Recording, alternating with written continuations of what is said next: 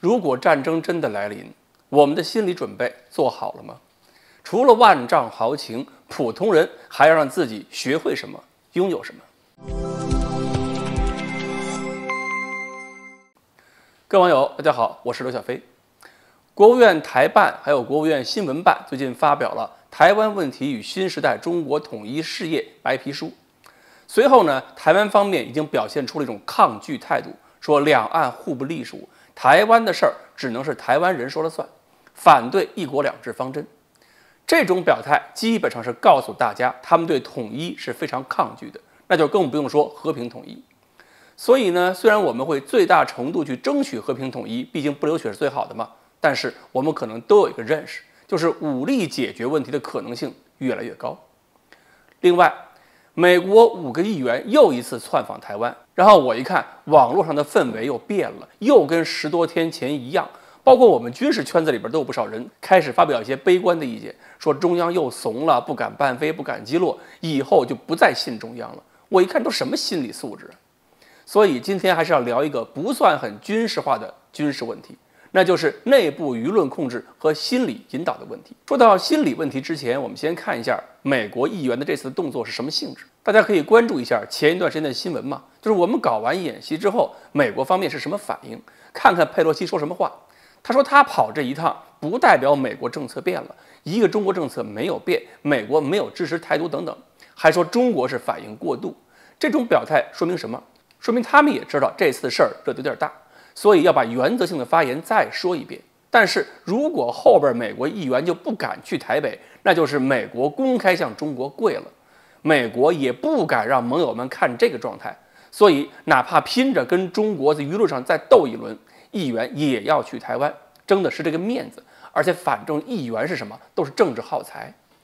结果就为这个事儿，我们有些人就说不信任国家了，这能叫做好心理准备吗？这不是亲者痛，仇者快吗？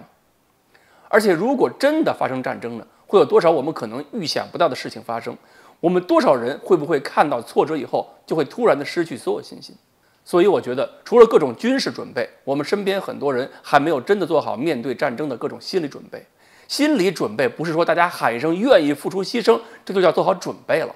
真正的心理准备是要充分想到可能会出现哪些具体情况，会遇到哪些困难，要如何的冷静应对。举个例子，战争爆发，就算我们没有直接经历战火，恐怕也会面临美国和一些欧洲国家的所谓制裁。那么很多依赖外贸的中小企业可能会面对更恶劣的经营情况，一定会给很多人造成严重的经济负担。这种压力和损失可能比疫情造成的更剧烈，而且有可能持续很久。这个心理准备，我们多少人做好了呢？我们身边有多少人会觉得国家的事情跟自己无关，凭什么要自己承受经济损失？还有，现在我们看互联网信息污染就挺严重的。俄乌战争这段时间里边，我们就已经看到了有人大量制造各种假消息。如果说真到战时，我们进入战争状态，肯定有人要混进来，有唱衰的，有明粉实黑打鸡血的，有骗流量钱的，还有故意要制造思想混乱，让群众有心理落差的，就是希望我们对前景悲观不信任。所以如果我们的人还是容易冲动的去轻信一些传言，不肯耐心的让子弹飞，还不吸取俄乌战争之间被各种假消息调动情绪被人骗的教训，那就是心里还没做好准备。如果太多的人有浮躁情绪，一定会在后方给自己甚至给上面制造太多的混乱。所以如果真的发生战争，我们该做什么样的准备，就应该问问我们自己，是不是真的肯为了国家统一能够忍一时之痛？还有，是不是要学会让自己冷静，别把打仗想得过于轻松，别跟着鸡血媒体学一身没有理性的自负，也不要在万一遭受一些挫折的时候轻言放弃和抱怨。